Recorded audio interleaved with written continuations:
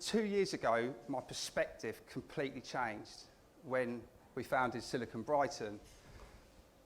And I began to understand the value of being part of a community. There's quite a few definitions for community that people use. The one that I've chosen is a group of like-minded people that make us feel uplifted, encouraged, supported, and inspired. A community as a safe place to have conversations, share knowledge, and foster collective creativity and innovation. I have experienced all of that firsthand with Silicon Brighton, along with a real deep sense of belonging, and it's impacted, so many parts of my life. I must admit, we didn't set out to be where we are today. I didn't have any background in community development or anything like that. I'm not actually the most sociable person all the time either.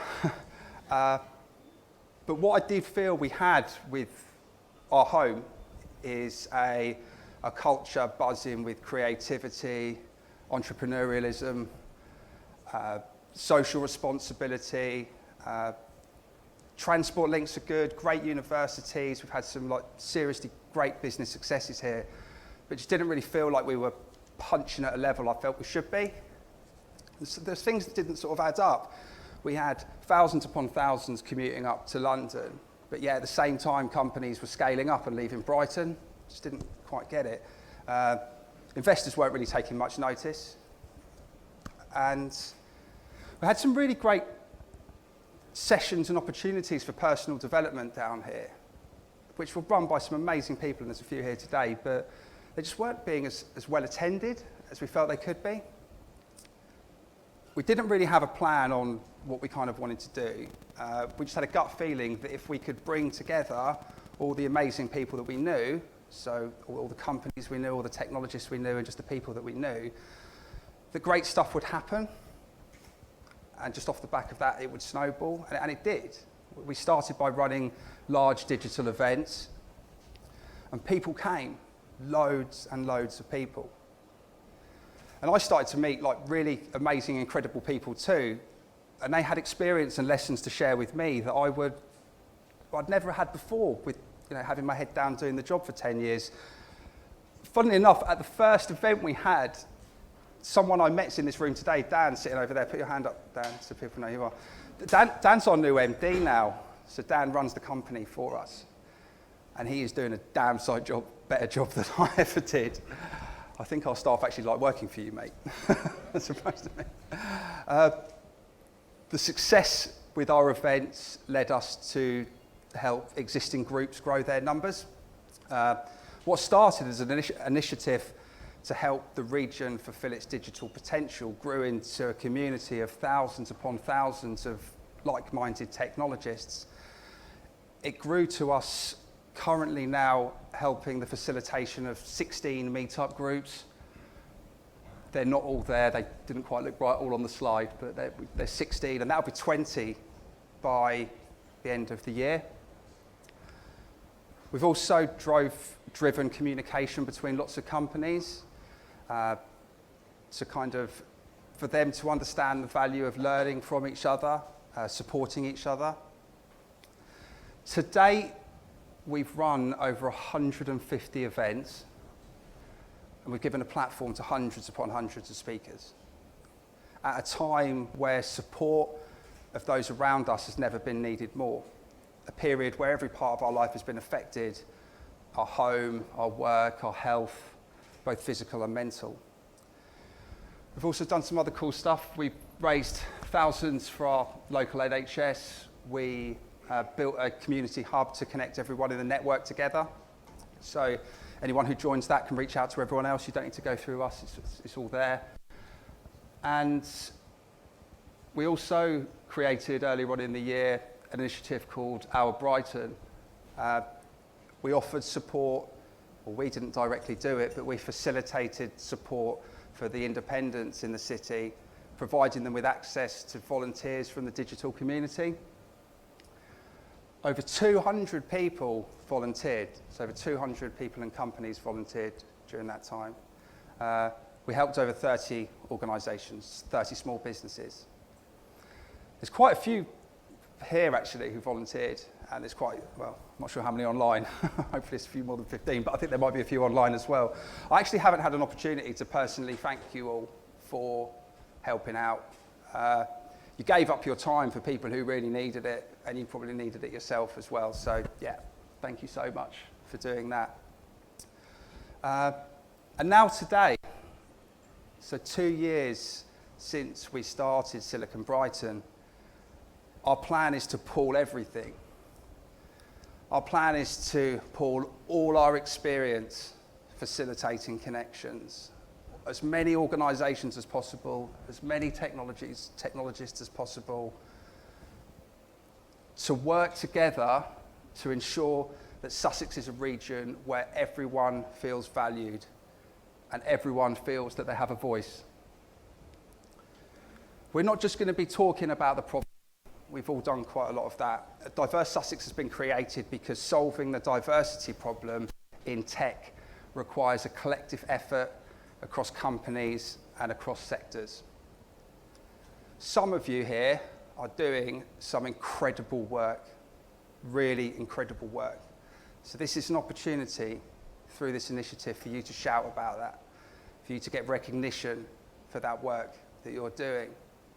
But most importantly, I hope, it's an opportunity for you to share it with the rest of us, because there's some of us that are a little bit less educated in this, and we need a bit of help too. Diverse Sussex satisfies my goals, not the piano one, but from a personal perspective of creating a better future for my children, but also my business goals as well. A rising tide lifts all boats. It's quite a common saying, but it's absolutely true. With greater diversity and inclusion comes greater innovation, and successful innovation allows you to add value to your businesses. Okay, so to talk with you next and to go into a little bit more detail on the Diverse Sussex initiative, I would like to introduce someone who has given up a huge amount of her time to help us pull the initiative together and validate the initiative. Co-founder of Watch This Space, a Sussex-based organisation, they help workplaces create diverse and inclusive teams. Please welcome Mo Kanjilal.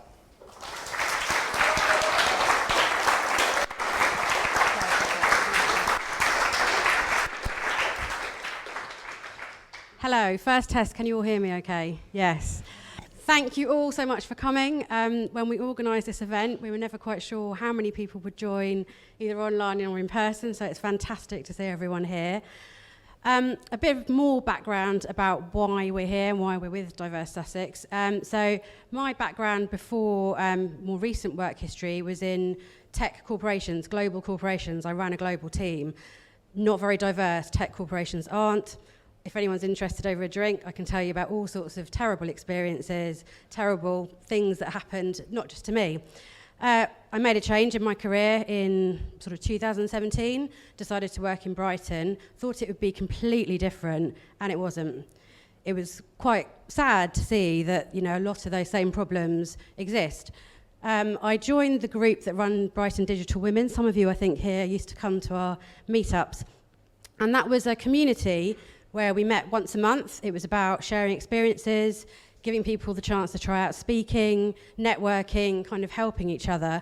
And we found through that, oh my God, so many stories, like terrible stories about how people had been treated, experiences that they'd had, and all of those things. And so when we went into lockdown I'm trying to think when it was, probably April 2020, on one of those lengthy Zoom calls that everyone had at that time, because that's what you did. The group of us that run Brighton Digital Women realised it's a bigger problem than women in tech. There's so much more, so many more things that we wanted to work on and address. So we launched Watch This Space in, I think we registered the business in July 2020, so we've just had our 1 year. And we've been working with all different kinds of workplaces to help them to increase inclusion, create teams of all different kinds of people, be more inclusive in how they work, so many different aspects of it. Through that, I've been talking to Steve and the Silicon Brighton team for months now about how we wanted to bring some of this together, because we want to create an environment in Sussex where people feel like they can belong, no matter who they are. And actually that isn't the case right now. I know from work I do with young people that they often feel like they need to go and work in London, don't stay in businesses around here, and we want to change that. We want it to be a place where people can feel like they belong, they can progress their careers. It's that kind of community that attracts people to want to come and work for businesses here too. And, diversity and inclusion, I know it's become quite a buzzword. It's not just a nice to have. It's, we want a world where everyone feels like they are treated with respect and they can belong. But as Steve alluded to, there's also a huge business case for diverse and inclusive teams. You get more innovation, more creativity, different ideas. Yes, there are disagreements in those teams because it's not groupthink. Everyone's not the same. They don't look the same. Everyone's going to have different ideas. But that's where the innovation comes from. And if you're interested in research on it, there are stats around financial performance with more diverse teams, better decision making, and all of those things. So from all of our discussions, us and the Silicon Brighton team have been working on this initiative and thinking about what we can do, and that's where Diverse Sussex comes from. Let's hope the slides work. So what does signing up to Diverse Sussex mean? Well, it's free to join. And we think it starts with data. We think we need to understand the scale of the challenge and really think about what we need to work on and what we need to address. So it's about people who sign up submitting anonymised, aggregated data around the kinds of characteristics that are protected by the Equality Act, if people are interested in the kind of data we want to collect. And that will help us build up a picture of the scale of the businesses in Sussex, things we want to work on together, and how we want to work together to improve on these things. So that's kind of step one, and you'll see QR codes around the place, and you can go to Diverse Sussex to actually sign up, and that's about us collecting data and trying to understand really what the scale of the problem is. The next thing, you'll see some screen scrolling there. Once you sign up, you get access to a toolkit, and we've worked on the toolkit and focused it around different areas. So it starts with awareness and understanding the different people, understanding the different companies and all of those things, and there's lots of content around that. Then it goes on to attraction, where people maybe are thinking about working with a company. Then it goes on to the selection process, often where diversity and inclusion initiatives fail because the same kind of people recruit the same kind of people, because we are all more inclined to hire people who remind us of ourselves. That's just a fact. Unless we do things to address that, we don't change that. So on to the selection process, and then it's on to really looking at belonging, so onboarding people, because again, I can talk about experiences like that, I'm sure lots of other people can too, where you join a company, great, you tick their boxes for diversity, but once you join, the experience isn't good. And so we've got some content there around that, and then how you can really move on to cultures of belonging. And what you'll see in the toolkit is lots of content from all different sources, and we're interested to hear more from people on what content you want to add as well, what ideas you have. But it's giving people access to that and creating that hub of information together that you get when you sign up. And then we want you'll see there the different aspects of it there. And what we want to do from this is really continue to create the community and continue to build on that and continue to build out the information that we have. So you'll see the screen scrolling through there, the different areas. And there's more to it. We don't just want it to be a website and we collect data. We want there to be much more than that. So we want to hold events where, not just where we speak, where lots of people speak, and we share ideas and really work on this together. And from that will be PR around it. And we don't mean that if you sign up, we're going to say, brilliant, you've fixed the problem, you're diverse now, well done, because it's not like that. So what we're talking about is we want to talk about the businesses that are saying, yes, we want to do something about this, here's what we're doing about it. So we'll be doing PR around that and building out that community of people who really want to make a difference. So you'll see QR codes around the place. You can go to diversesussex.com, join. There's lots of us around here. And I guess to finish, what this is about is understanding that we want the businesses in Sussex to be way more inclusive. We want people to feel like this is where they can build their careers and have a future. And that's what this is about. It's about taking actions to do something about that. So Steve is hopefully around to introduce our speaker. Now on to our keynote speaker for this evening. She is listed as one of the UK's most influential women in tech. She is an international award winner for her services to diversity and inclusion. Please welcome again, Sheree Atcheson.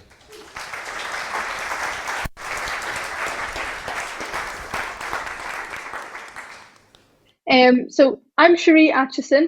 I am a multi-award winning global diversity and inclusion executive and have been doing this work for a decade, long before I guess it was fashionable or interesting for quite a lot of people.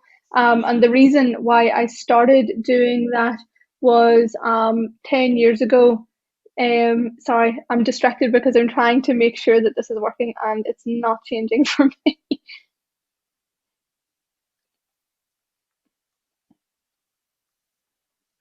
It's fine. Let's do it without slides. Let's just wing it. Let's see how it goes. It's all good here on my side.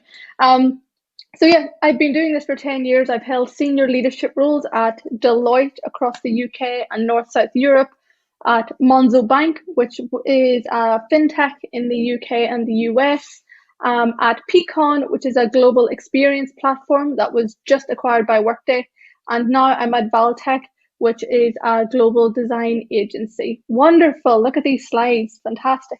Let's see. Perfect. I think I just have to enter my name now. And so I started my career very much as a software engineer back 10 years ago. Feels like a really long time ago. But I started that work because actually I was creating inclusive technologies for high profile public sector clients. Some of the things that you might use if you register to vote, you will have used code that I've developed, which is pretty cool. But I started to actually then do a lot of work in diversity and inclusion as well. I'm a board member at Women Who Code, which is the world's largest nonprofit globally dedicated to women in tech. We have over 300,000 global members now, and I launched and led our award-winning UK expansion and EMEA expansion in different regions, where we now run free monthly meetups in all of our locations, providing technical skill sets to women in technology and providing over $2 million worth of scholarships to women in tech over the last 3 years. So we've been doing a lot of great work. I am a contributor at Forbes, where I write regularly on privilege awareness, on privilege in processes and technologies and how to disrupt that, and actually how to challenge traditional leadership behaviors. My background in this work has been across almost all industries and all regions. So there's lots of great stuff in there if you're interested. And I'm the author of Demanding More, which is my first ever book, which was published at the start of this year and was just listed as one of the Financial Times best business books of the summer. And that's pretty exciting. So if you're interested in actually how you do this at scale with data, with a toolkit, there's a good place to go. And if you're on Twitter, I am at Nirashika, if you're that way inclined. So I like to start off, and we will have lots of time for questions at the end. So keep them ready and make sure that you write them down. So actually, I think it's really important to start from a landscape perspective. Before we actually talk about what we can do meaningfully together and separately as well. So actually, why are we here and where are we at? So I'm going to take you through a small number of statistics. It is not the only statistics that you should consider, but I think it's important to have an anchoring moment. As we go through this, I want you to think about each statistic. Is it something that you maybe directly identify with, or is it something that you don't? Do you feel more, I guess, emotion towards some versus others? And I would like you to think about why that might be as we go through the stats. So more than half of women in tech leave the industry by the midpoint of their career, which is more than double the rate of men. Now, this is a global study. And what I think is really key here is that we actually recognize what this stat means. When we talk about the midpoint of their career, ultimately what we're meaning is before they're moving into strategic leadership, before they're into those director roles and above, defining vision, defining long-term objectives, where they're still in operational style roles. Now, actually, when we lose people after they've invested their careers, and we've invested in their careers before they move into those different ranks, we lose a phenomenal amount of expertise and potential and talent. Now, the assumption may be that, quite often this happens due to caregiving or responsibilities, whether that's children, elderly parents, and so on. And yes, that is certainly one aspect, but what's also key to consider is how processes have been developed for moving into senior ranks, for promotions, etc., that have not been made with everyone in mind. It cannot be easily brushed aside that more than half of these people are leaving the tech industry. Okay, it's not appropriate to think that actually, oh, well, that's just the way it is, or it's just a fluke, because actually it's very clear that there's a global trend on this. So the exclusionary processes that we're talking about are everywhere. That means they're everywhere. That means they're in our businesses too, until we do something about it. And as we go through this and as we start to talk a bit more, I want you to think about this from a place of proactiveness as opposed to reactiveness or complacency. Because actually what we tend to find, and last year after the murder of George Floyd, we've seen quite a lot of reactiveness, clicking 1, 2, 3, react, and doing something from a company perspective. Many of those companies were not being proactive. Now, the key thing here is that with that reactiveness, how do we make sure that that's scaled? How do we make sure that's sustainable? In the UK, 77% of white people were employed, compared with 65% of people from all other ethnic groups combined. Now, the difference in employment rates between the white ethnic group and all other ethnic groups went down from 16% in 2004 to 12% in 2018. Now, let's think about this in the context of the global pandemic that we are still very much living in. That's why I'm here and not with you at the moment. And think about the stats that we've also seen recently on the impact of unemployment rates since the pandemic. So certainly the ONS released recent data the last few months ago, and it was shown that the main people affected by job losses were women, but very specifically Black women and Pakistani women. So think about that. Think about what's happening and the intersections of what's happening to cause those job losses, the intersection of the types of jobs that those different groups of people are primarily holding, and how that works in an environment like we're in right now. What I also think is important is to think about what this stat is going to look like in, let's say, 2022, 2023, when we start to come out of the initial stages of the pandemic, or the mid stages of the pandemic, but actually into the long-term effects that we are going to see for generations and generations. And that might sound depressing, but I actually think it's really important we talk about it so we can be proactive in our businesses doing something about it. Stonewall, which is a charity in the UK dedicated to LGBT plus folks, indicate that 35% of lesbian, gay, bisexual and transgender employees throughout organisations in the UK hide that they are LGBT plus for the fear of discrimination. Now, I want you to think if that's something you ever worry about. I mean, I don't have to worry about it because I'm heterosexual and I have a partner who's the opposite sex of me.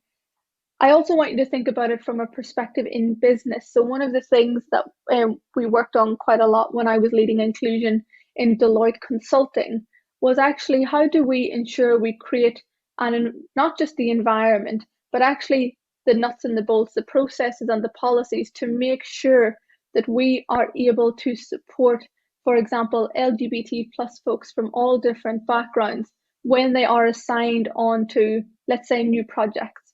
because that means that those people have to get to a level of psychological safety to feel like, actually, do I need to come out again? Do I feel comfortable coming out to my manager, to my teammates, to my client, and so on? But also think about this from a safety perspective. Now, many of us, before everything happened, many of us traveled the world a lot. I traveled the world speaking a lot and working in all of the different regions that the companies that I work with are in. Do I worry about my safety based on a country level? No, I worry about my safety based on a safety level because I'm a woman, and it gets dark at night, funnily enough. But actually, when you think about going to different countries that do not have the same, for example, LGBT plus rights and human rights, you have to think about that when you're assigning people to projects. You have to think about what process is in place for example, those groups of people to be able to flag that or opt out of going on a new project that's in somewhere that they are not safe simply because of their sexual orientation. This is what I mean when we have to start thinking about this outside of just community pieces and just outside of the actual on the surface stuff. Students from higher socioeconomic groups are on the whole more comfortable with every stage of the recruitment process, and students from lower socioeconomic backgrounds are more likely to drop out after live video interviews. Now, this was a UK study done across 71,000 people, or 71,000 students. So firstly, when we talk about socioeconomic groups, we're talking about the background that people are from. So for example, if you are the first person to go to university in your family, if you your parents were on free school, or your parents were on benefits and you were on free school meals and so on, those kinds of different perspectives define what economic background that you're from. Now, when we talk about those from a higher socioeconomic group, what we're talking about is people that aren't from those backgrounds, but actually thinking about why are they more comfortable. It's the skill set that you earn, that generational wealth and knowledge that you get from having parents that are also in business roles, that are in jobs that have learned them and earned them those skill sets that they can pass on. The knowledge on how to, for example, talk in an interview or present yourself, that many of us may now take for granted. But actually, when we talk about those from lower economic backgrounds, these are skill sets that aren't just automatically there. What I also think is really important is we're talking about after live video interviews. So the first time that you have that face-to-face, or you see and feel how someone talks and acts, think about right now. Think about, I guarantee everybody in this room who's hiring is doing video interviews, or at least should be for the most part. But think about the barrier to entry as well when we talk about video interviews. So one, you have to have a laptop or a phone that has a video capability. Two, you have to have Wi-Fi or data connection. That means you have to be able to pay for that. Three, you have to have a safe space or a quiet space to take that call. Four, you have to typically be able to even get the time to do that. And what we're thinking about here is I want us to think about the way we have to remember that actually what is the impact of what's happening right now in 5-10 years time, because it is going to affect people long term. And what's key is actually how do we make sure that we reach those people still, whether that's through great organizations like the Social Mobility Foundation, whether it's through interns, whether it's through directly going into those communities. But actually how it really should be as well is that you challenge and remove and root out the bias that may be and is likely in your businesses against those from poor economic backgrounds. So what if we get it right, outside of the fact that we shouldn't be comfortable living in a world that so greatly advantages some while disadvantaging others? And I think it's important to take a second to think about that. Actually living in a society, regardless of where you are in the world, where some people are afforded more opportunities versus others based on their gender, their ethnicity, their class background, their disabilities or neurodiversities, and so on. You have to think about that. And I think it's important to think about it regardless of whether you directly identify with it or not. What I think is key is recognizing that there's two things can be true at once.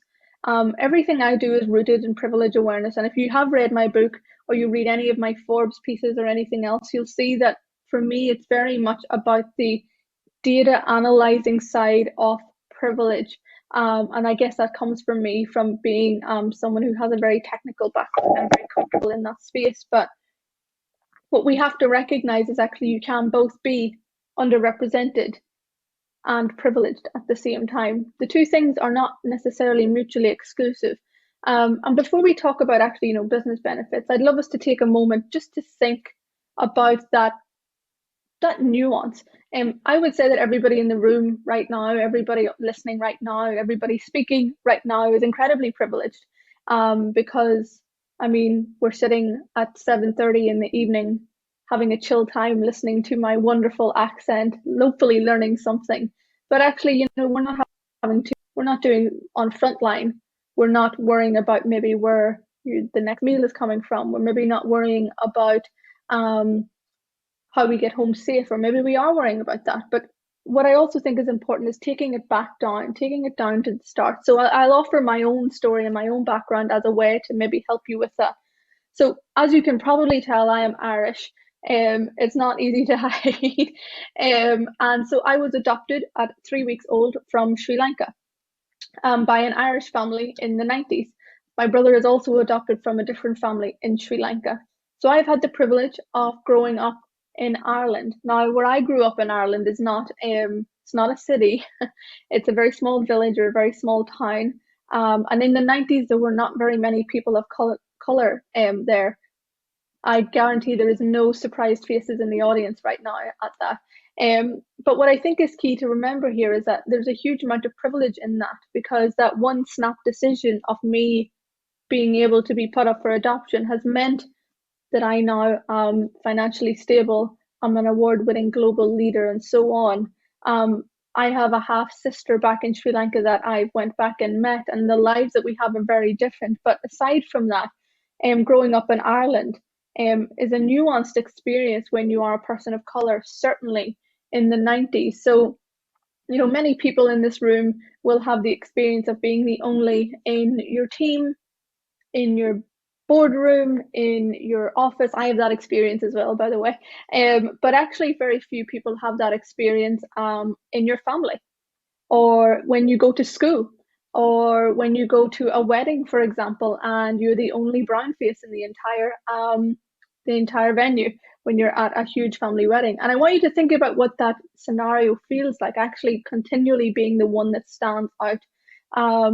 Obviously, there's an element here that goes past even just what it means to stand out, because actually facing quite a lot of racism growing up in Ireland was a big part of my childhood. But there is privilege in all of that as well, because I was able to go to school.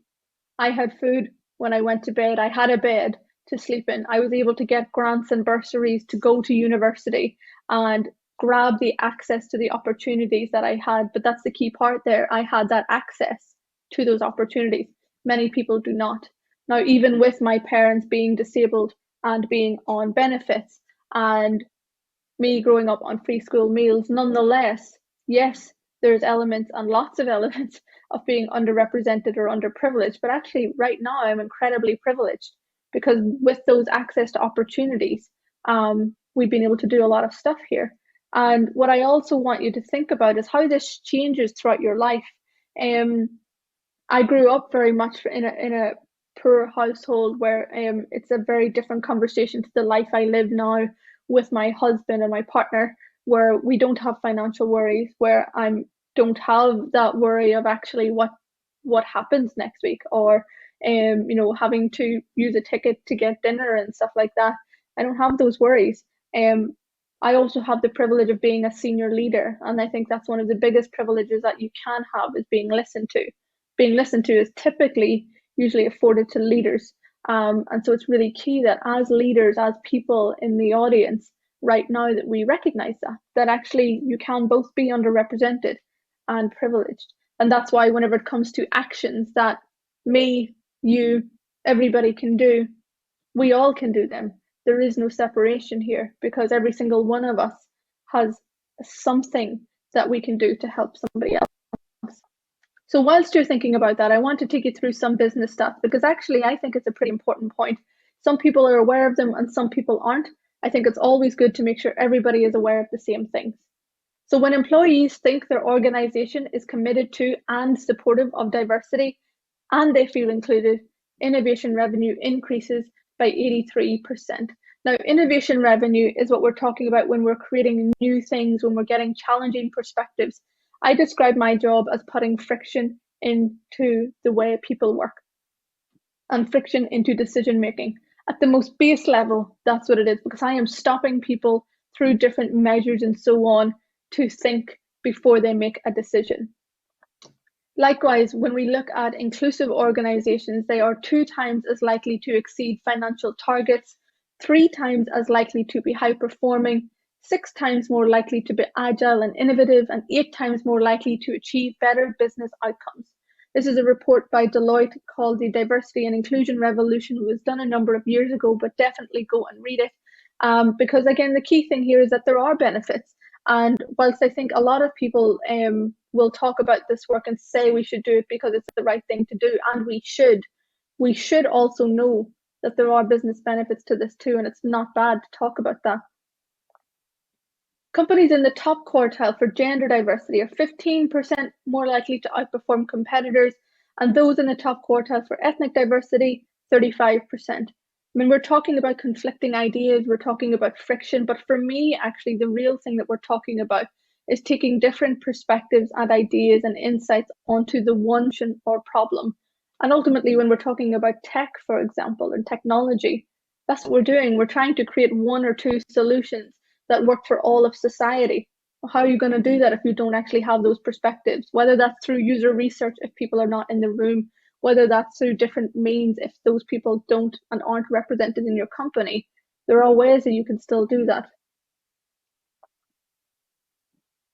So our goal here is really that we mirror and represent all the societies and the people that we it's maybe that sounds quite fluffy and quite noble, but actually when we're talking about creating solutions, when we're talking about bettering solutions, we are talking about the wider society, we are talking about people as a whole.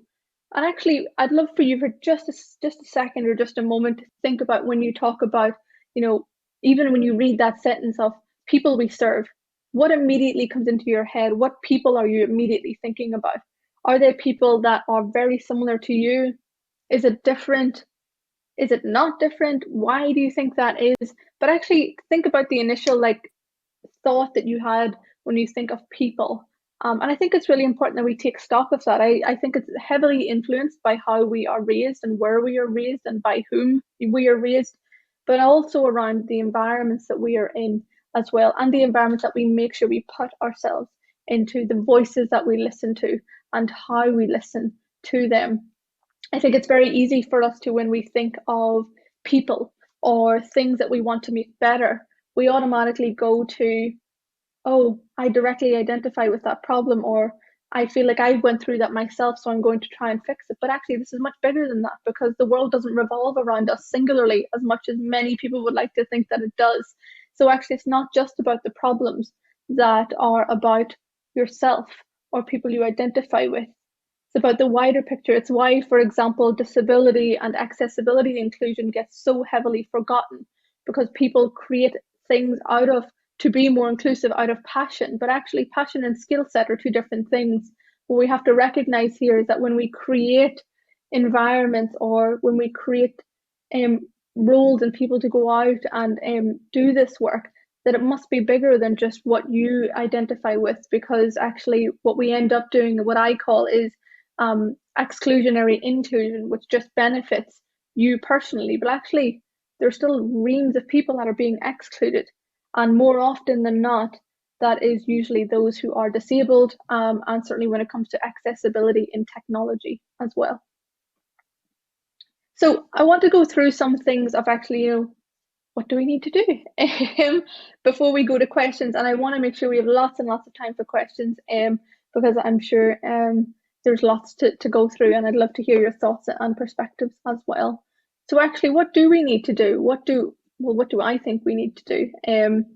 There's a number of things that I think are really, really important here, and I'm going to go through each one of them because I'd love for you to have something to take away after having to listen to me for half an hour. Your data is incredibly key here. People very often make assumptions without data. Now, I will ask you right now, when you are working with a client or a customer or you're developing something new, do you make decisions based on what you assume they want, or do you gather requirements? Do you do user research? Do you make sure that at different stages, especially if you're using Agile or moving around a pivot, that you regularly ask for feedback from your customers or potential customers or clients? The answer to that is likely yes, especially if you're working in technology. But actually, when it comes to diversity and inclusion strategies, too many people don't do that. And that's why when I was doing this 10 years ago, that it became very clear that actually no one was doing it in that way. And that's why I made this. That's why I started to lead inclusion at Deloitte and all those other places, because I was doing it differently. And you need to gather that data. Now, in the UK, it's very easy to do that. There are laws and regulations and so on that make it very easy for you to do that.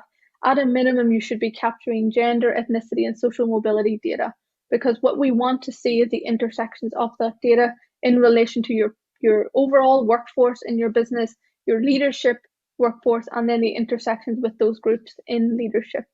The other key thing is actually applicant data for people applying to your company. Whatever tool you're using will more than likely be able to give you a preset survey that, again, is optional, that you can ask throughout the hiring pipeline. You are legally allowed to do it. And again, people do not have to fill it out. But the key thing here is that you're able to start to very clearly see who gets into the pipeline, where they fall out, if they do fall out, who accepts the offers as well, and the rates of those different things that I've talked about.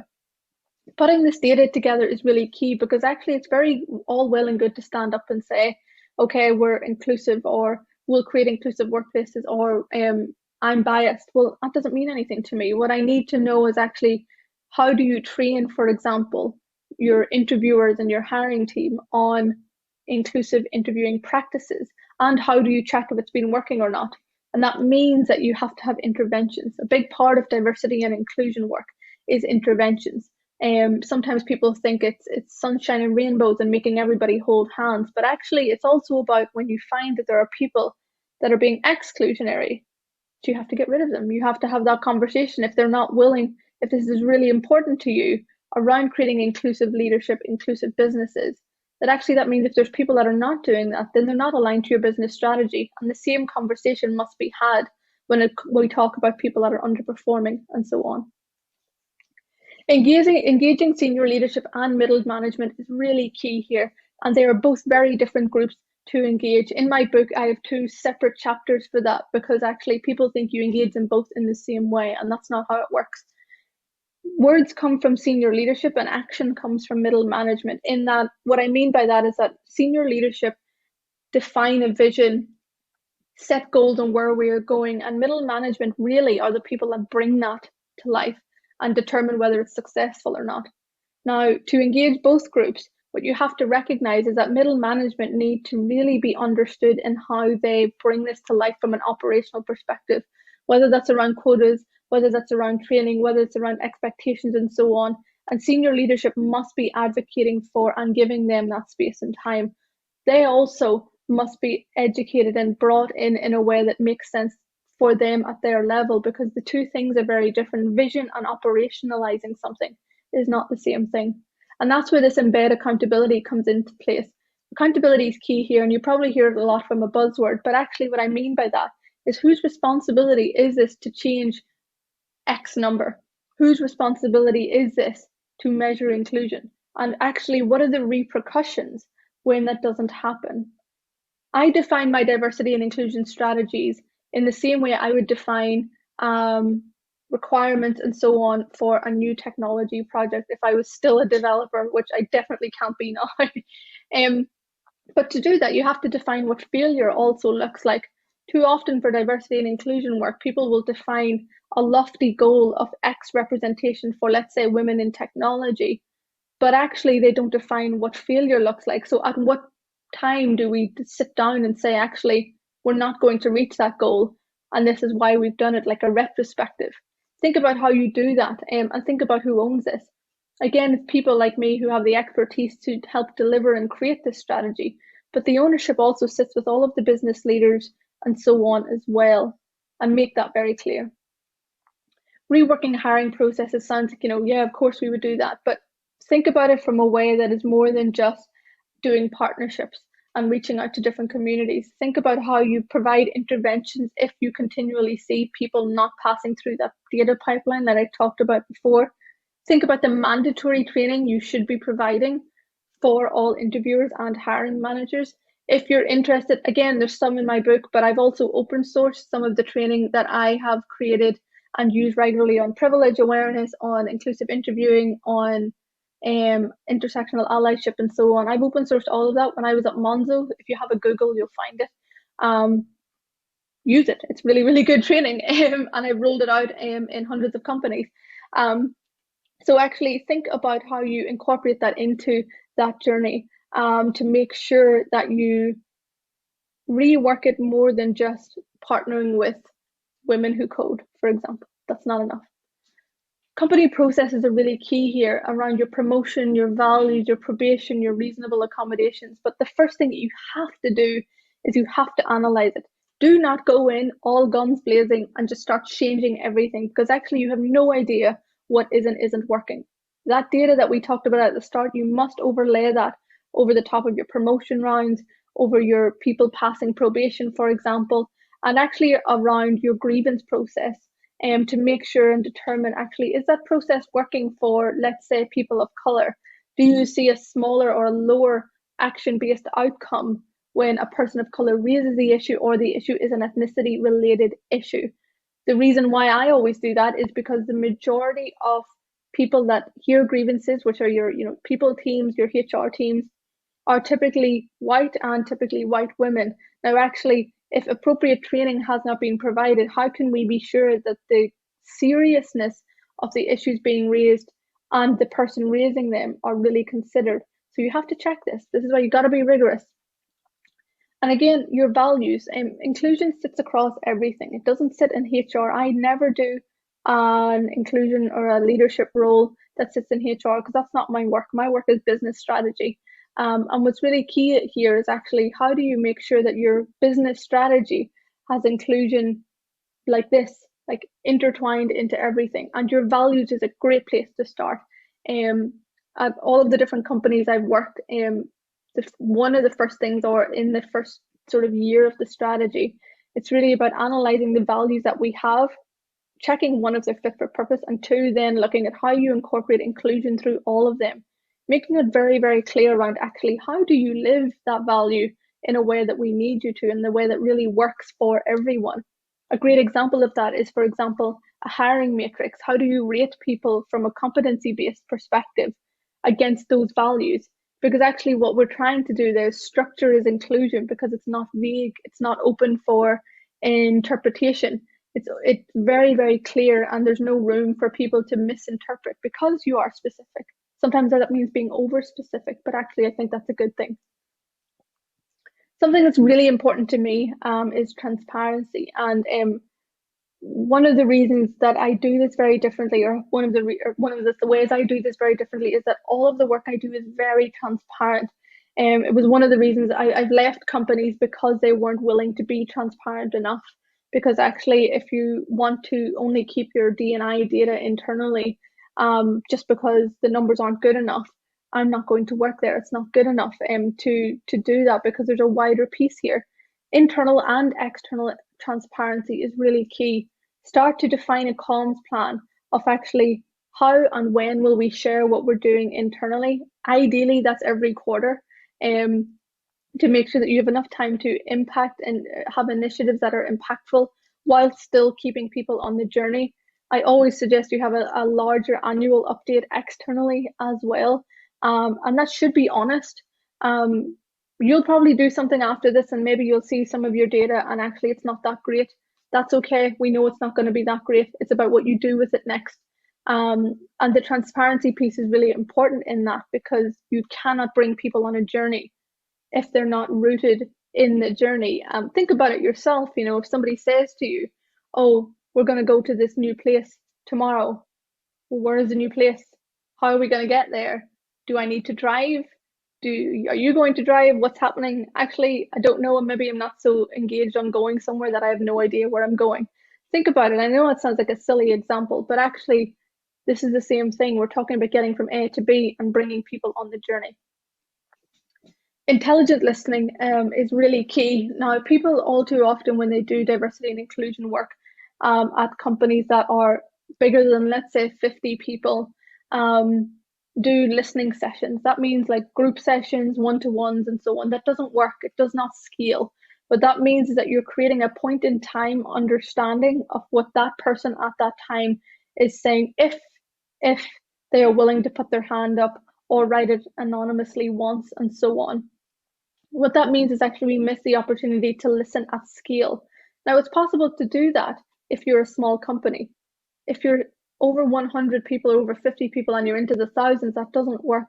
And that's where intelligent listening comes in. That's about using a platform, for example, to help you pulse and understand and pull analytics without having to manually do this. That's what I was doing at Peakon, and one of the products that I help lead the product development for, which was Include, which measures inclusion, diversity, management, engagement, all of those different things, and pulls analytics. So actually, at a click of a button, as the D&I director, I know exactly what people are thinking, what they're talking about, and I can break it down by the different data points that we've collected at the start. Think about how you do that at scale, because really what tends to happen in diversity and inclusion work is people go in with a big bang, and then everything fizzles out because 1, they don't have enough data, 2, they don't have expertise, and 3, passion is not infinite. So think about how you do this in a way that's actually as efficient as we can get. And then the last point, which, common sense, I guess, is set goals and strategize. Think about this, how you would do any other project, any other strategy. You would get expertise in the room, whether that's a consultant or someone who's been doing this work, you make sure that you set goals. Now, what I don't suggest is that if you are starting your journey here, that is 100% fine. Don't try and fix everything at once. Don't try and do a load of initiatives at once. Pick one thing per quarter that you can really focus in on and you can do really, really well, and communicate that regularly. That's all we will ask, because actually what that means is that you can focus the limited time, the limited energy and resources that you have in a way that's still impactful. Because if you go too wide, obviously, it's like when a client runs out of budget, then we are at a standstill, nothing changes, and then everybody's annoyed. So actually be sensible with what you can and can't do. If there are things you can't do, be honest about that. Be honest and say, right now, we can't focus on, let's say, all of the different areas that we want to, but we can focus in on this small thing right now that we know will have an impact in the company through X, Y, Z. And that's like all of these things linked together. It's complicated and it's not complicated as well, because actually, if you tackle this with expertise, and I don't mean lived experience, I mean actual business strategy expertise and data analysis and so on, as well as understanding the different perspectives and so on that you need to.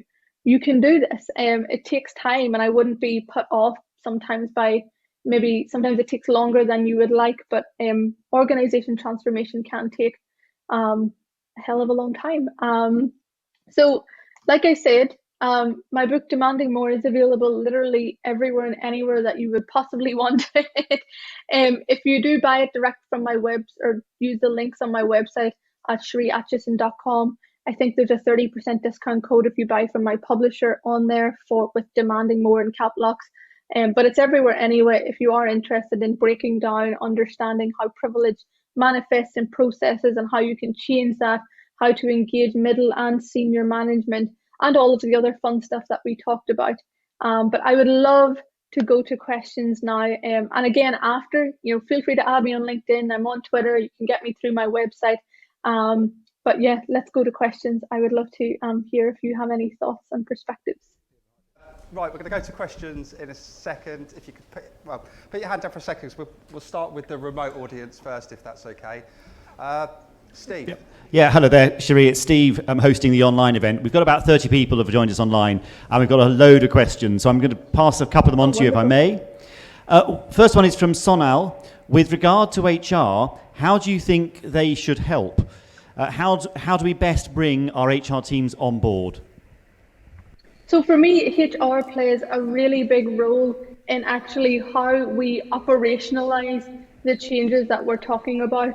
But the main part for me is actually really taking HR and understanding where their strengths are in the area and also where the gaps are. Because there is usually an assumption that HR know about all of this already, but actually, of course, they don't, because that's not been their area of expertise. So what I do with the HR teams or the people and culture teams is spending time really understanding what have they been doing, what do they know, and what do they know that their gaps are. Then I'll spend some time to actually see through the data analysis that I will do if there are other gaps or if there are very clear biases. And then there needs to be appropriate mandated training as well for those groups of people to make sure that we're not making assumptions on what they do and don't know. But for me, actually bringing to life the policy changes, the process changes, and so on, HR plays a huge role in that if they're appropriately trained and are able to utilise the expertise of others around them. Brilliant, thank you. And Sonal's other question is, what kind of data is best for social mobility? What sort of data should we collect on social mobility? Absolutely. So given that we're most likely talking about mostly UK-based companies, my main suggestion to you is if you go to the Social Mobility website, so the Social Mobility Commission's website, they provide you the questionnaire that is the government approved one and the one that they use for all of their reporting.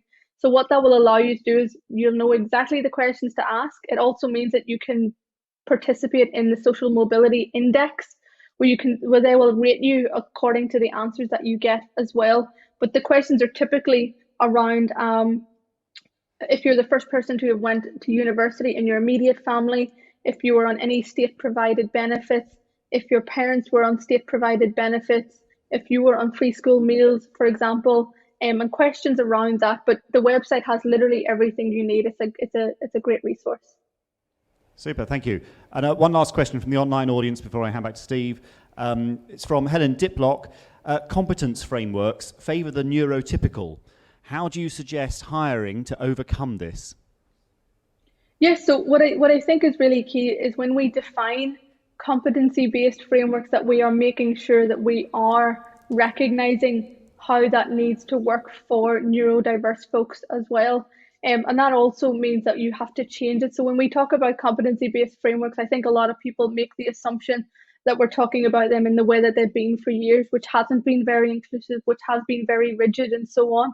But actually what we should be talking about is that there's a number of different, let's say if we have company values, what are the different behaviours and so on around, let's say, collaboration, around teamwork, around people focus and so on, that we can actually provide a list or suggested questions that help interviewers drill down into those areas, whilst ensuring that you've thought about those questions for neurodiverse folks as well. The other key thing is actually that we should be flexing your interview process as needed for people. And again, what I tend to do in many different regions that I work in is partnering with an appropriate charity or an appropriate consultancy that has access directly to neurodiverse talent. So for example, Audicon, which works directly with neurodiverse testing and QA folks and helps you bring them into the business and so on as well. So I think it's key that you take the prongs on both sides, otherwise it's not going to work. Thank you. Lots more questions coming in online, but for the moment I'll pass back to Steve for questions in the room. Okay, fantastic. Right, got a question here. Yeah. We'll get you a microphone so Sheree can hear you. There you go. Hello. Does that work? Hi. Yes, I can hear. First, thanks. That was amazing. And secondly, you asked us to think about some of those stats at the beginning.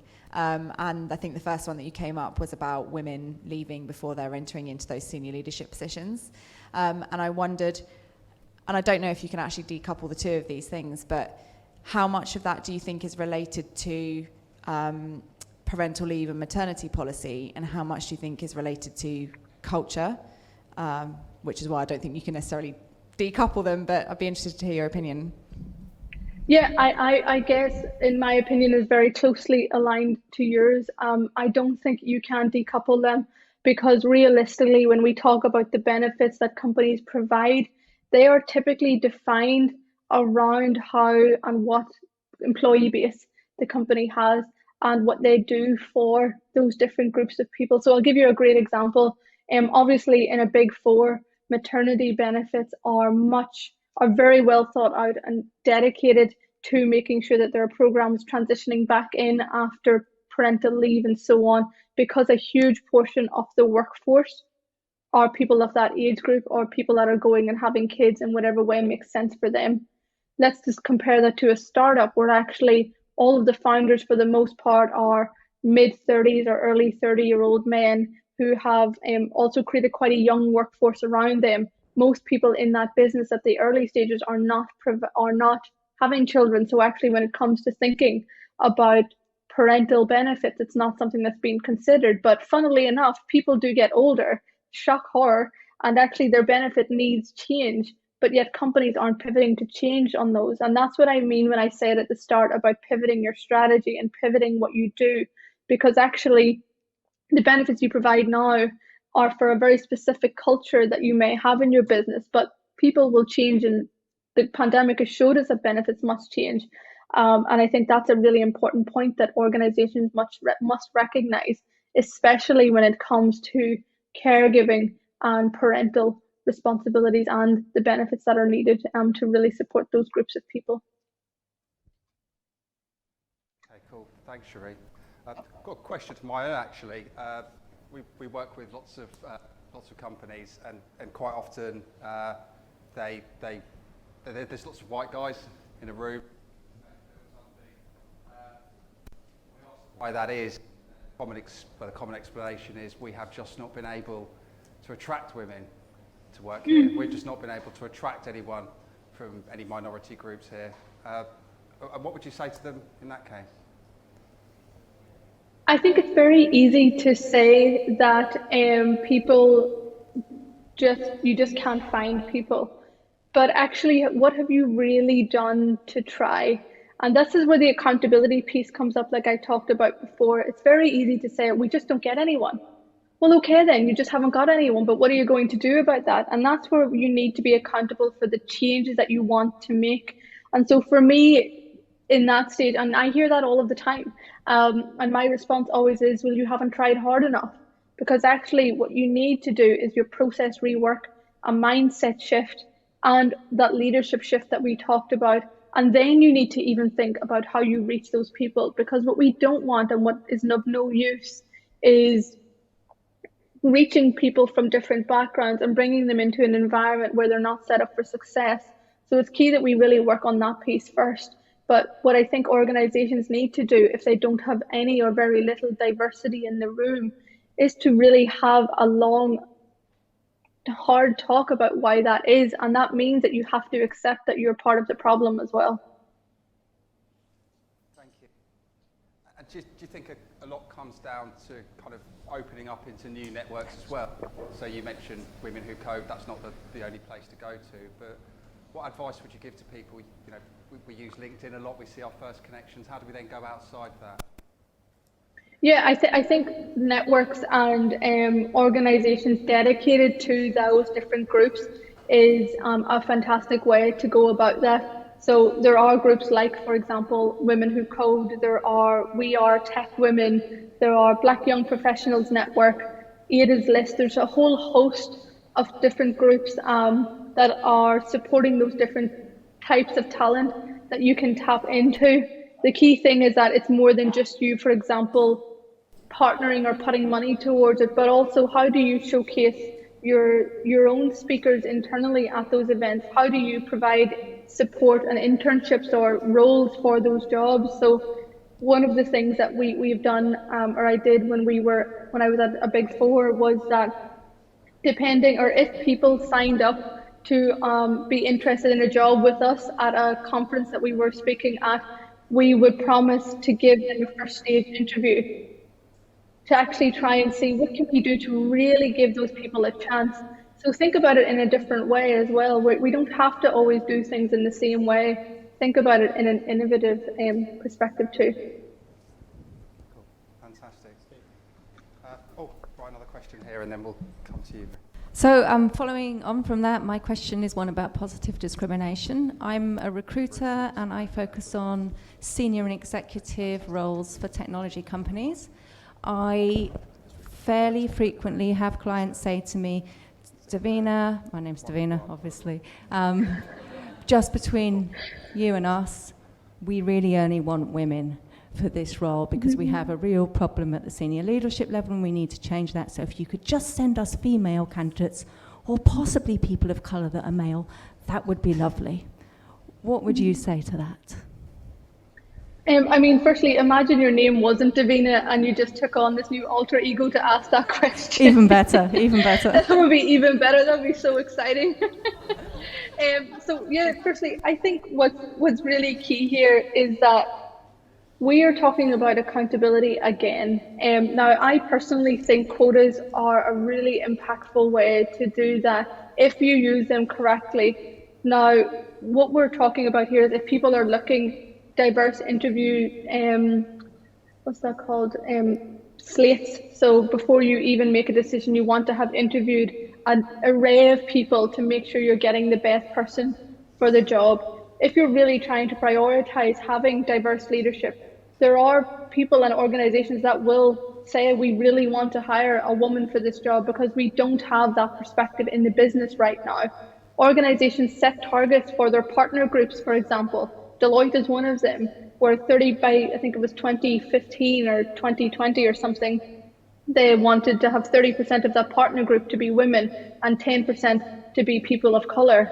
You can do that, and you absolutely should do that if that's something that you think is going to drive this. And for me, actually, that does drive change because it means you have a number or a percentage to work to. A lot of people are veering against it because they feel like it's a tick box, but it's only a tick box if you're not doing this in the right way, which is that you're hiring those people in because, one, they're the best person for the job, and that's it at the bottom line. Because at the end of the day, what you're trying to do with that is to take the pipeline that you have, which may be like this size, and you're pushing yourself to make sure that you actually see wider than that, and then you pick the best person that's across all of that. And that is more than likely, whenever we're looking at how we diversify teams, it is going to be someone that isn't represented in the team, because actually that's a positive. And that's a heavier weighting because it's giving you perspectives that aren't in the business right now. So if you have two qualified people for a senior leadership role, they're both neck and neck. One of them is heavily represented in the business already and one of them isn't. If you're thinking about long-term business strategy and getting perspectives that help you reach more customers, then you're going to want the person that brings that different perspective into the room. So we're just talking about how we widen our business goals here through getting different perspectives in. Great, thank you very much. Fantastic. Just over here.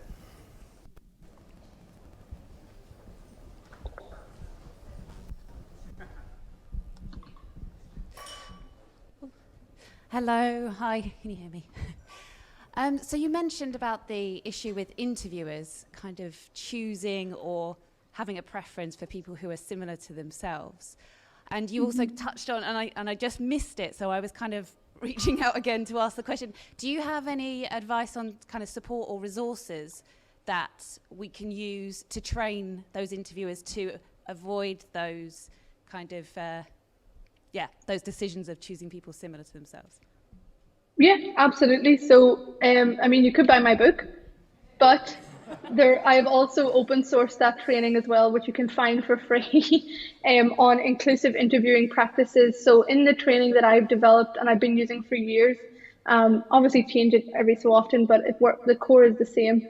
I spend time going through the impact of exclusionary practices on the hiring pipeline, how that affects your representation and societal problems. I then go through the main 6 biases at the hiring stages and the impact that they have on the hiring stage very specifically. And then I provide do's and don'ts at every stage of the process. So when you are interviewing someone, when you're doing like a round table or a breakout session when you're trying to decide who to pick, and when they are onboarded. So if you Google my name and Monzo, because I was Monzo's first diversity and inclusion head, you'll find them there. So if like you Google Sheree Atcheson Monzo training or something like that, you'll find that training on there. It is obviously in branding and so on, but if you copy paste it, you can change it into your own branding and use it. Thank you. Got a question here from Khadija. Hiya. Thank you for the amazing knowledge that you've passed throughout the session. I have a quick question. I'm at the very early stages of my diversity and inclusion sort of path, and currently I'm concerned for the essentially I'm starting at a very grassroots level and trying to get people from the bottom to the top, as well as attacking from the top, not attacking, but getting training from the top. And I'm just concerned that the momentum will sort of plateau. How do you continue the progression? Because there's a lot of media interest in the initiative that I'm starting at the moment. I'm just concerned that it will just fall flat eventually. How do you continue the progression? I think it's really important that you pace yourself. So when I launched Women Who Code in the UK, so at the start with Women Who Code, it was a non-profit based in San Francisco with around 5,000 global members. Now we've now scaled. I don't know what 300,000 versus 5,000 is. Somebody else can do the maths on that. I got a C in my GCSE. But we scaled quickly and we scaled with purpose. Now, with my expansion, I took us across the UK and had a lot of media attention as well, and all of the main publications and so on. And the best way to make sure that that doesn't fizzle out is to phase the launches that you do. So for me, that was actually really about how when we launch impactful events, how we spotlight certain ones to make sure we continually get interest, how we make sure that from a marketing perspective, we're able to not just have one big bang when everyone's being reactive, but actually from a long-term perspective. And then also how you link in with other groups that are, I guess, well-known, etc. as well. Women Who Code is now one of those groups, but it means that there's an ability to, I guess, almost leverage somebody else's reputation at the same time for whatever it is that you're trying to do. But you mentioned, I guess, very briefly just about how making sure things don't fizzle out. I think the best thing that you can do is to look after yourself for that, because actually if you're the person driving it and your passion is obviously finite, as I said, everything like that is finite, it will fizzle out. So really prioritize your own space mentally, physically, and everything else to do that. One of the biggest mistakes I made when I launched Women Who Code was I didn't do that. And I burnt out, and it was not pleasant. And I was also a software engineer whilst doing a senior leadership role at a global nonprofit, and it was not fun, and it was not a good experience. So if you can learn by my mistakes, that would be wonderful. Thank you. We'll go back to the online audience, I think, for a couple more.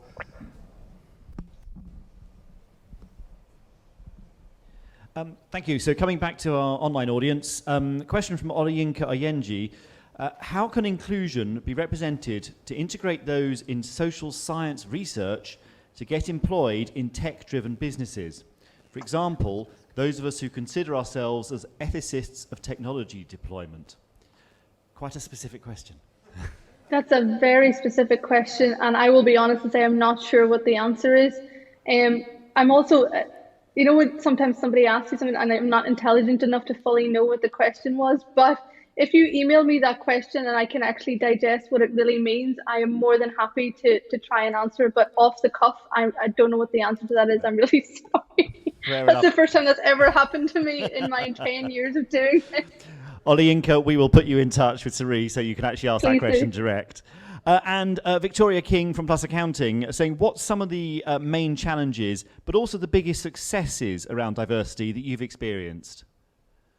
I think that, so let's start with challenges first. The main challenges that I have had have been a lack of understanding from senior leadership around what this actually means. That means both like what it means to create a business globally that has scalable inclusion intertwined with it, but actually almost as well from a logistical perspective. People think, oh, we can just grab that data, but actually there's a lot of work in grabbing that data when you're in 51 offices, for example, with different local regulations in every single one of those cities and locations. And that can sometimes be really really exhausting, I guess, because you're constantly having to set expectations. And I guess one of the other big challenges is people conflating lived experience for strategy creation, because then what tends to happen is I have to go into businesses and rework what's been created because it's actually excluding other people aside from just the people that have created it themselves. And that's a more and more commonplace issue. And I guess the biggest success is I do think things are getting better. I mean, I think that there's a long-term perspective here that takes a really long time for us to see a lot of the fruits of the labor that we're doing. But we are seeing companies make changes that are influencing their ecosystem around them. A great example is the pandemic. We've seen so many companies pivot into remote working and hybrid working, and now actually figuring out how they do that with flex to support people with all different needs. And then, for example, Deloitte recently coming out and saying that actually in the UK, you don't have to come into the office at all. We're not mandating that at all. Other big fours have still tried to mandate it. And now what they will likely see is people will leave them and go to Deloitte. So I think there's been a lot of really big wins. For me personally, we've been able to do a lot of really great work in lowering attrition and increasing retention of different groups through sponsorship frameworks that I always roll out, which are specific frameworks dedicated to supporting underrepresented talent, depending on what that means in the business. So the organization I work at now is in 51 offices in 19 countries. So diversity and inclusion means very different things from North Macedonia to India to Argentina and so on. But I've developed a program that other organizations that maps across all of those regions in a way that we're able to tailor down in what underrepresented actually means in those areas, and then help provide a pipeline of fresh leaders moving up the rank. I think anything like that is always impactful, and it's always rewarding to see it come to life. Great, thank you. We think your internet is dropping slightly, so I think we heard most of that. One final question from the online audience at the moment. Allegra at Watch This Space has asked, how can we engage business leaders who don't think they have a problem to address? That's where I use data a lot. I think it's very easy for people to say they don't have a problem because they don't have anything in front of them that quantifies the problem. And if you have data, you're able to see and say what's happening. If you don't have that data internally, consider societal data as well. You know, what is happening from competitors, what is happening in the industry around you, to actually use that to influence. I also think that a big part of engaging those people that don't get it is understanding why they don't get it. Some people don't like that approach, but actually I think it's important to recognize and delve into why that is. And more often than not, it's because of their formative years of how they were raised and how they have deemed what is and isn't important. That usually comes from a phenomenal place of privilege in some aspect that they have never delved into.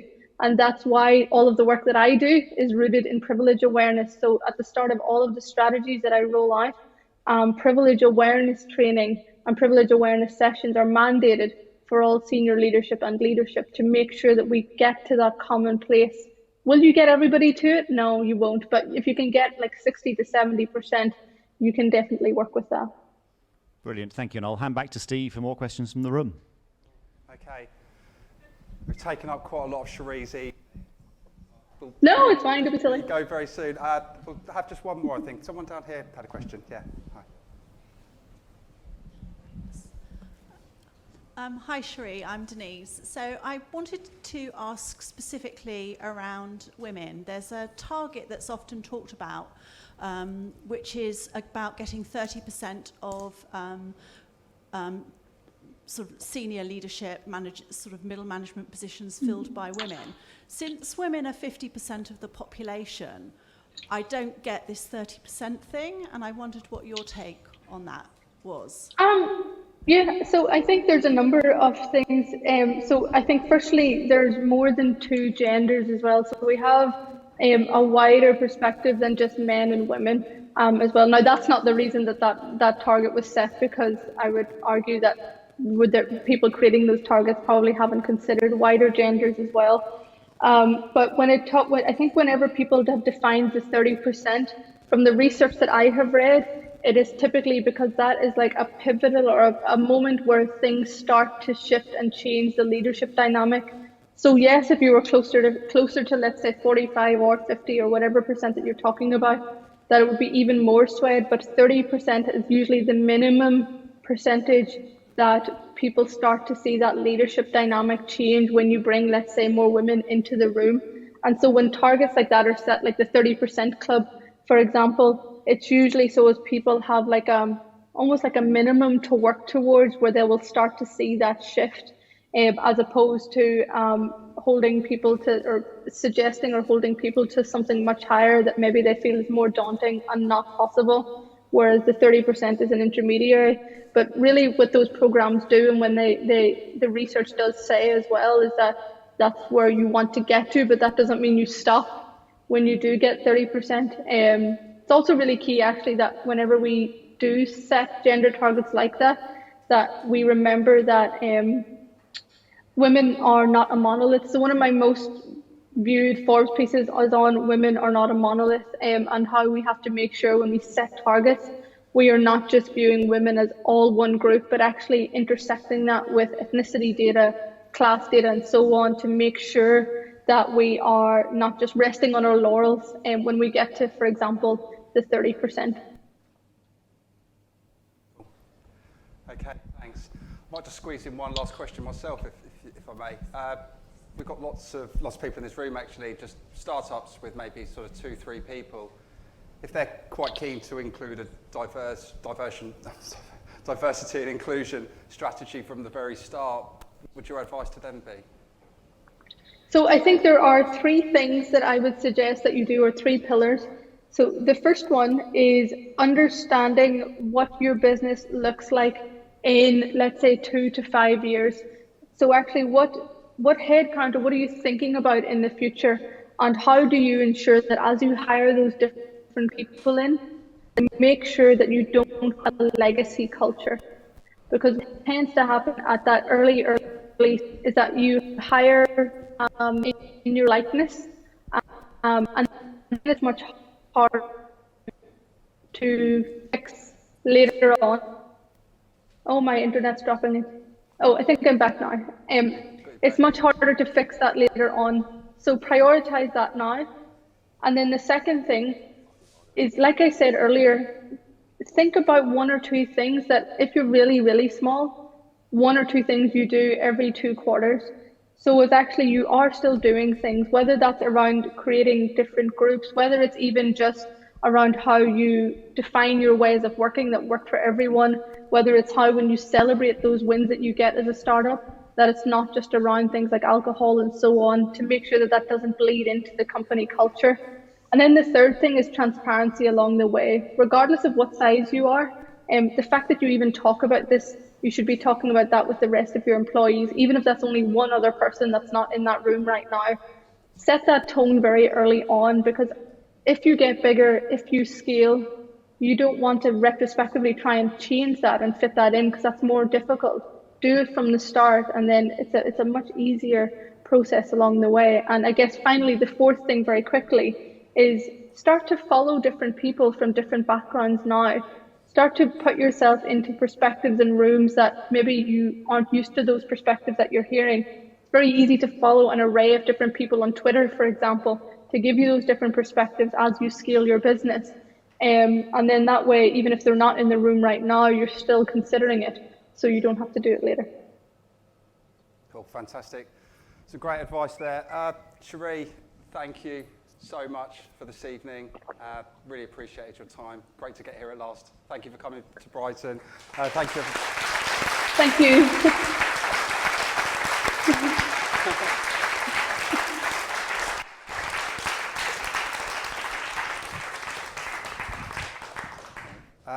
So, yeah, we'll look to close off things now. Just want to say thanks to a couple of people, really. A few people. Kieran, James, Kirsty, who's not here today. Yeah, we couldn't do it, without your organisational skills.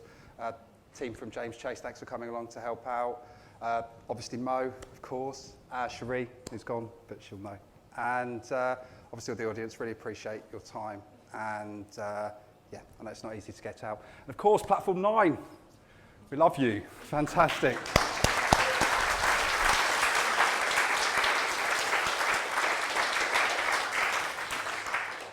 And just one final round of applause for the food as well. Cantina, thank you very much as well. That was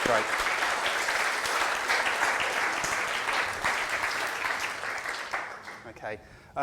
So just to close off proceedings and in summary, with Diverse Sussex, we're just looking to connect the dots. We're not looking to reinvent anything at all. We're going to be facilitating collaboration across organisations and sectors by curating best practice insights to support companies improve their D&I strategies. So that's about everyone who's doing some great stuff, sharing it with the rest of us. We're going to manage a directory of D&I initiatives to help all the members connect in this space. We are going to produce annual benchmarking data to help all members monitor their progress, and we're going to spotlight the work of signatories to improve their employee brand. Membership is free. We have absolutely no hidden agenda whatsoever. Please all visit diversesussex.com. You can find out more there about becoming a signatory. Got some QR codes knocking around the room as well, so take a photo of those or use those if you know how to. And also we'll be reaching out to you in the coming days as well, just to get you across the line if we need to. We've got this space today until 10 p.m, so you don't need to rush off. Please feel free to stick around and talk to us afterwards. There's still loads of food and we're covering the bar. Please talk to each other. Take it from someone that has experienced firsthand the huge value of being part of a community, how good it really is. So that's it. Let's please all work together to be part of the solution. Let's show everyone that Sussex is not just open for business, Sussex is open for all. Thank you very, very much.